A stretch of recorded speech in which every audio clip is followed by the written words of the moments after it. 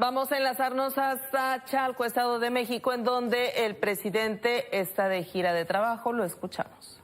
Es indudable que se avanzó en el terreno social después de la revolución, porque los trabajadores ganaban muy poco, había esclavitud, no había 8 horas de trabajo, eran 16 horas, no había día de descanso, se tenía que trabajar hasta el domingo, no había ninguna prestación social.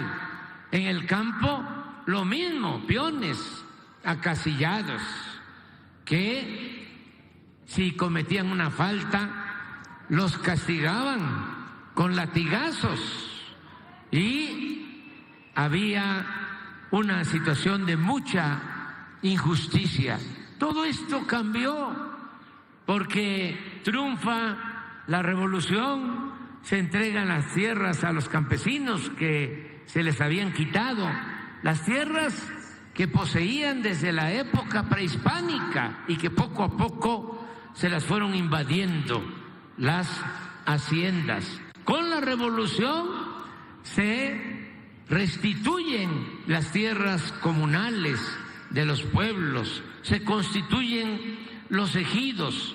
Por eso podemos decir que no fue en vano el esfuerzo, el sacrificio de 1 millón de mexicanos que murieron en la revolución por violencia, por pandemias y por hambre. Pero eso fue lo que permitió que México, su pueblo, saliera adelante. Pasó el tiempo y esa revolución se fue desviando al grado de que se olvidó al pueblo y regresó un sistema político llamado neoliberal en el mundo, pero que aquí en México no es más que neoporfirismo.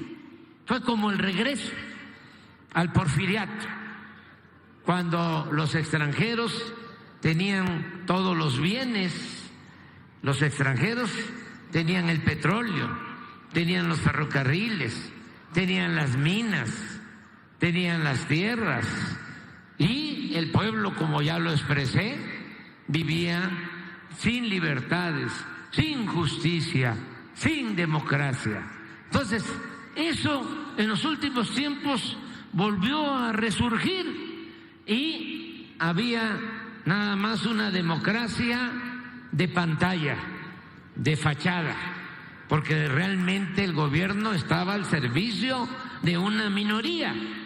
Es lo que se conoce como oligarquía, gobierno de los ricos, gobierno de unos cuantos, con fachada de democracia, que es de verdad, de manera auténtica, el gobierno del pueblo, para el pueblo, con el pueblo.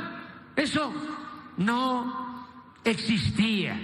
Y ahora con la Cuarta Transformación, pues lo que estamos llevando a la práctica es el que haya en México una verdadera, auténtica democracia.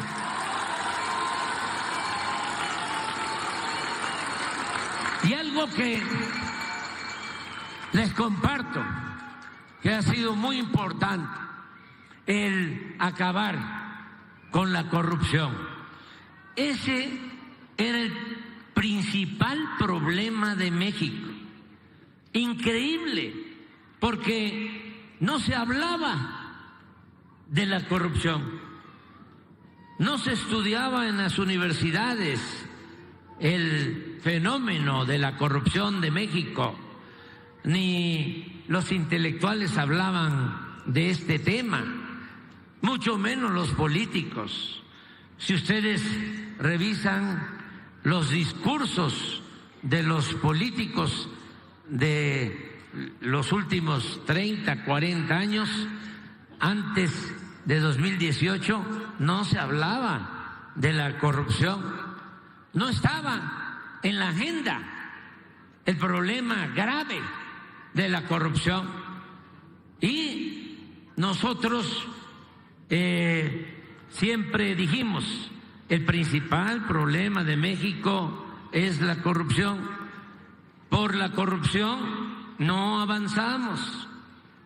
Por la corrupción hay una monstruosa desigualdad social. Por la corrupción hay pobreza y por la corrupción también se desató la violencia en el país.